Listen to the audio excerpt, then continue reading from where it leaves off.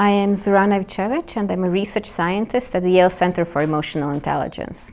I study creativity, and I study lots of different things about creativity, but they all have to do with emotions, the role of emotions, and self-regulation in the creative process.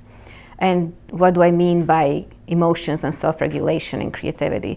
Well, lots of creativity scientists look at how people come up with ideas, and then lots of them look at what are creative products like and creative achievements or accomplishments like.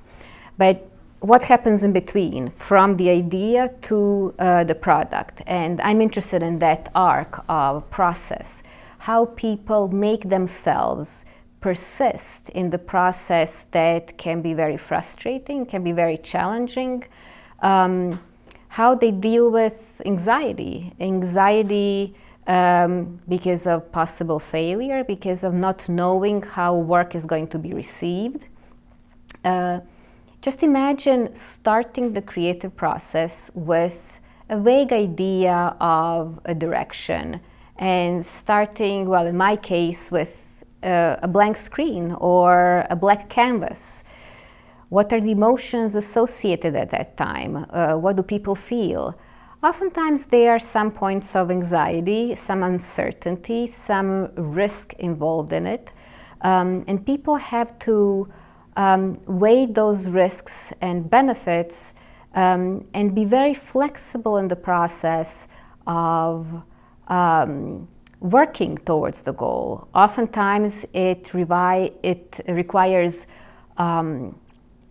revising and re-strategizing, reinventing in the middle of working on a project.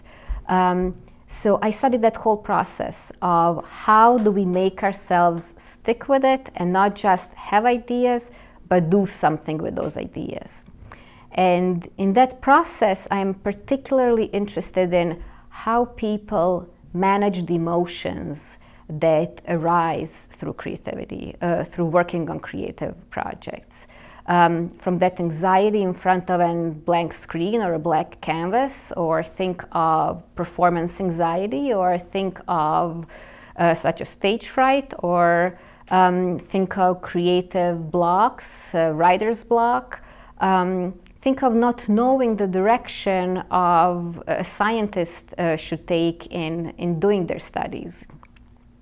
Those all come with anxiety, come with challenge, and with having to make myself, one way or another, persist in the process.